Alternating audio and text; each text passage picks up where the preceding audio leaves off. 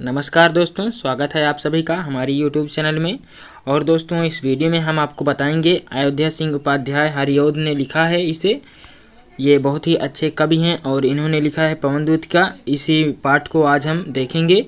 और इसमें पवन को दूतिका बनाकर राधिका जी भेजती हैं कृष्ण के पास कि अपना संदेशा लेकर के, और इसमें यही व्याख्या किया गया है, इसी का वर्णन किया गया है। अयोध्या सिंह उपाध्याय जी इसी का वर्णन किए हुए हैं इन काव्य पंक्तियों में, जो आगे हम आपको बताने वाले हैं। तो अभी तक चैनल को सब्सक्राइब नहीं किया है तो नीचे रेड कलर में दिख रहा है लाल बटन, उस पर क्लिक करके चैनल को सब्सक्राइब कर लीजिए और एक कमेंट कर दीजिए। आपको वीडियो कैसी लगती है इसके बारे में आप बता दीजिए नीचे कमेंट बॉक्स में।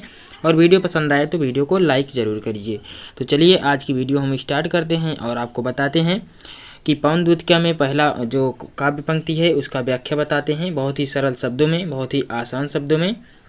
तो यहाँ पर हम आ चुके हैं इन काव्य पंक्तियों पर। सबसे पहला जो काव्य का पैराग्राफ है उसी को हम देखेंगे। तो यहाँ पर लिखा हुआ है, बैठी खिन्ना यक दिवस वे गेह में थी अकेली। कौन थी अकेली? राधिका जी थी अकेली। वे अपने घर में अकेली एक दिन बैठी थी, दुखी होकर के बैठी थी। ऐसे नहीं, वे अपने घर में एक दिन दुखी होकर के अकेली बैठी थी। देखिए यहाँ पर लिखा हुआ है, बहुत ही आसान तरीके से हम सीखेंगे, बहुत ही सरल शब्दों में। यहाँ पर देखिए, बैठी खिन्ना, खिन्ना माने दुखी होना, बैठी माने बैठना और खिन्ना माने दुखी होना। मैं यहाँ पर देखिए खिन्ना माने क्या होता है कि दुखी होना। यक, यक माने एक, दिवस माने मतलब कि एक दिन, दिवस माने दिन। वे गेह, गेह माने घर में, थी अकेली, अकेली थी। वे अपने घर में एक दिन अकेली बैठी थी दुखी होकर के। कौन? राधिका जी। राधिका जी अपने घर में अकेली बैठी थी एक दिन दुखी होकर के।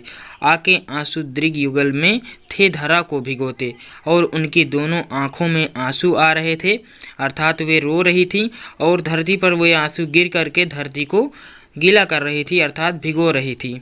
इन दोनों पंक्तियों का हमने व्याख्या कर दिया। अगर आप लिखना चाहते हैं तो फिर से मैं इसे रिपीट कर दूंगा अभी लास्ट में। आप लास्ट तक वीडियो को देखते रहिए और आसान शब्दों में समझते रहिए। आई धीरे इस सदन में पुष्प सदगंध को ले। आई धीरे इस सदन में पुष्प सदगंध को ले।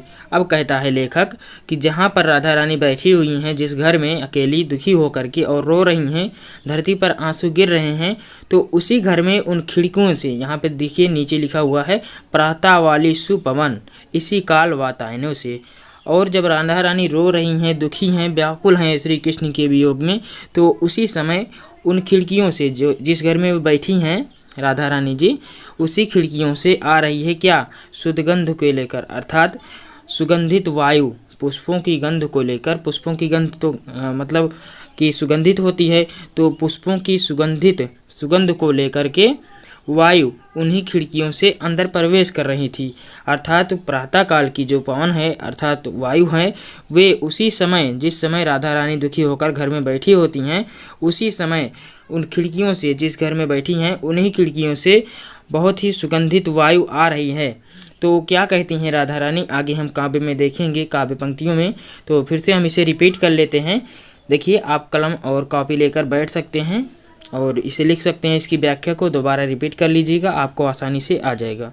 तो देखिए, फिर से हम इसे रिपीट करते हैं। भले ही वीडियो बहुत ही लंबी हो जाए फ्रेंड्स, लेकिन आपको घबराना नहीं है, सरल ही शब्दों में सिखाएंगे हम आपको। मैं भी आपकी तरह एक स्टूडेंट हूँ। बैठी खिन्ना यक दिवस, बैठी माने बैठना, खिन्ना माने दुखी, यक माने एक, दिवस माने दिन, वे माने कौन? राधा रानी, और गेह माने घर में थी अकेली। राधा रानी घर में एक दिन दुखी होकर के अकेली बैठी थी। आप इतना लिखेंगे पहली पंक्ति का।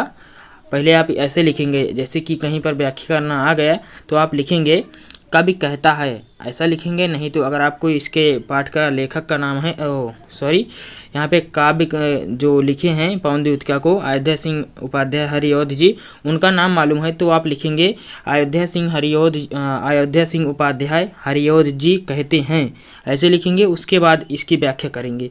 तो एक दिन घर में राधा रानी अकेली बैठी हुई हैं दुखी होकर के, और आके आंसू दृग युगल में थे धरा को भिगोते। उनकी दोनों आंखों में आंसू आ रहे थे और धरती पर गिरकर भिगो रहे थे। किसको? धरती को गीला कर रहे थे। तीसरी लाइन देखते हैं, आई धीरे इस सदन में पुष्प सदगंध के ले। और प्रातः वाली सुपवन इस काल वातायनों से।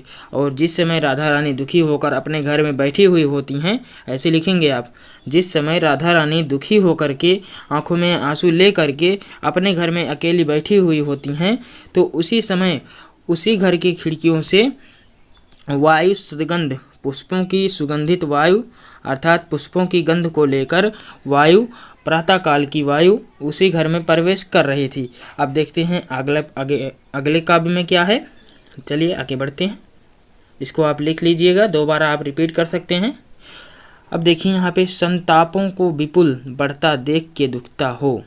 यहाँ पे देखिए, संतापों को विपुल बढ़ता देख के दुखिता हो। विपुल माने बड़ा होता है, बढ़ता माने बढ़ रहा है। बड़े ही तेजी से अपने दुख को, कौन, राधा रानी जी, बड़े ही तेजी से अपने दुख को बढ़ता हुआ देख करके धीरे से धीरे बोली सा दुख उससे श्रीमती राधिका यूं। धीरे बोली सा दुख उससे श्रीमती राधिका यूं। क्या कहती हैं, वायु से कहती हैं, धीरे से बोलती हैं राधिका जी वायु से कि, देखिए धीरे से बोलती हैं राधिका जी वायु से। यहाँ पर ये दूसरी लाइन का व्याख्या हमने कर दिया। देखिए, धीरे से बोली राधिका जी, दुख से परिपूर्ण होकर धीरे से राधिका जी बोली, प्यारी प्रातः पवन इतना क्यों मुझे है सताती। हे प्यारी प्रातः अर्थात हे सुबह की वायु, इसे हम सुबह की वायु कह सकते हैं। प्रातः काल का मतलब होता है सुबह का समय, तो प्रातः माने सुबह होगा, यानी कि सुबह का समय। ये प्रातः काल वायु, प्रातः वायु इतना क्यों मुझे है सताती। अब राधिका जी कह रही हैं कि क्या तू भी है कलुषित हुई काल की क्रूरता से। क्या तू भी समय की क्रूरता से अर्थात समय की मारी हुई है, समय की क्रूरता से कलुषित हो गई है। वायु से कहती हैं राधिका जी, क्या तू भी समय काल माने समय होता है, कलुषित माने होता है कि जैसे कि काल की क्रूरता से कलुषित हो गई है, दुखी हो गई है समय की क्रूरता से। जैसे कि किसी इंसान का कभी भी समय एक बराबर नहीं होता है, कभी वो दुखी होगा तो कभी हंसेगा, ऐसे होता है। उसी टाइप से ये कह रही हैं कि क्या तू भी है कलुषित हुई काल की क्रूरता से। क्या भी तू भी समय की मारी हुई है, समय की क्रूरता से कलुषित हो गई है, वायु से कह रही हैं राधिका जी। अब इसे हम दोबारा देख लेते हैं। आप कॉपी से और पेन पर लिख सकते हैं, अर्थात कॉपी पर लिख सकते हैं पेन से। देखिए, संतापों को विपुल बढ़ता देख के दुखिता हो, राधिका जी कहती हैं। पहले आप लिखेंगे, कवि कहता है कि राधिका जी कहती हैं, संतापों को विपुल बढ़ता देख के दुखिता हो। राधिका जी कहती हैं, अर्थात राधिका जी अपने दुख को देख करके, बढ़ता हुआ देख करके धीरे से कहती हैं, हे वायु धीरे से कहती हैं दुख में हो करके कि हे वायु क्या तू भी, यहाँ पे देखिए बोलती हैं, वायु से कहती हैं। उसके बाद यहाँ पर देखिए, प्यारी प्रातः पवन इतना क्यों मुझे है सताती। हे वायु, तू मुझे इतना क्यों सता रही हो, क्या तू भी है कलुषित हुई काल की क्रूरता से। क्या तुम भी कलुषित हो गई हो, किससे, समय की क्रूरता से। समय की क्रूरता से क्या तुम भी कलुषित हो गई हो। आगे चलते हैं हम, आपको उम्मीद है कि आपको समझ में आ गया होगा। प्यारे, देखिए, मेरे प्यारे नव जलद से कंज से नेत्र वाले। यहाँ पर अब कह रही हैं राधिका जी, इन काव्य पंक्तियों में लेखक लिख रहे हैं कि राधिका जी कह रही हैं वायु से, मेरे प्यारे नव जलद से कंज से नेत्र वाले। जलद माने बादल होता है, कंज माने काना होता है एक प्रकार से, लेकिन यहाँ पर हम काना नहीं लगाएंगे क्योंकि वो उनके जो नेत्र हैं बहुत ही अच्छे और सुशोभित हो रहे हैं इन काव्य पंक्तियों की, यानी कि इसमें जो वर्णन किया है कवि ने उसकी वजह से। देखिए, मेरे प्यारे का मतलब होता है मेरे श्री कृष्ण। नव जलद मतलब नए बादल की तरह। यहाँ पर हम लिखेंगे कि नए बादल की तरह कंज से नेत्र वाले, सुरीले, अच्छा अर्थात कि उनके जो नेत्र हैं वे बहुत ही सुशोभित हो रहे हैं। कंज से नेत्र वाले अर्थात कंज जैसे नेत्रों वाले। जाके आए न मधुबन से और न भेजा संदेशा। दूसरी पंक्ति है, जाके आए न मधुबन से और न भेजा संदेशा। मधुबन चले गए और आए भी वापस आए भी नहीं और कोई संदेशा भी नहीं भेजा।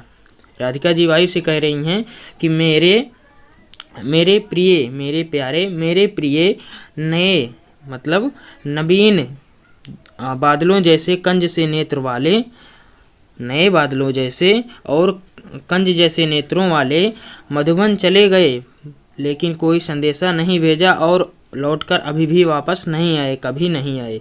मैं रो रो के प्रेह विरह में बावली हो रही हूँ, मैं उनके विरह वियोग में बावली हो रही हूँ। क्या कर करके? रो रो करके। मैं उनके विरह वेदना में रो रो करके बावली हो रही हूँ, अर्थात पागल हो रही हूँ। वायु से ये सब कह रही हैं राधिका जी। अब यहाँ पे देखेंगे लास्ट पंक्ति, जाके मेरी सब दुख कथा श्याम को तू सुना दे। जो भी उनको दुख है, रो रही हैं, मतलब कलाह रही हैं उनके वियोग में, उनके विरह वेदना में, तो कह रही हैं राधिका जी, जाके मेरी सभी दुख कथा, मेरी सभी व्यथाएं, मेरी सभी समस्याएं तू जा करके मेरे प्रियतम को अर्थात मेरे श्री कृष्ण को बता दे। तो चलिए इसी में आज इतना ही दोस्तों। अगली वीडियो में हम आपको बताएंगे, यहाँ पर 3 काव्य पंक्तियों को हमने बता दिया, 3 पैराग्राफ, और अगली वीडियो में हम आपको 4 के आगे बताएंगे। तो इतना ही इस वीडियो में था और जल्द ही वो वीडियो भी आएगा, डेली मैं अपलोड करता रहूँगा। और अगर आपको वीडियो पसंद आई हो तो लाइक ज़रूर करें और चैनल को अभी तक सब्सक्राइब नहीं किया है तो सब्सक्राइब कर लीजिए, जिससे मैं जब भी यूट्यूब पर वीडियो अपलोड करूँगा आपके पास उसका नोटिफिकेशन यूट्यूब भेज देगा, आप सबसे पहले देख पाएंगे। और बेल आएगा उस पर क्लिक करके आप ऑल वाले ऑप्शन को सेलेक्ट जरूर कर लीजिएगा, ताकि आप सबसे पहले हमारी वीडियो देख पाएँ। तो चलिए मिलते हैं अगली वीडियो में।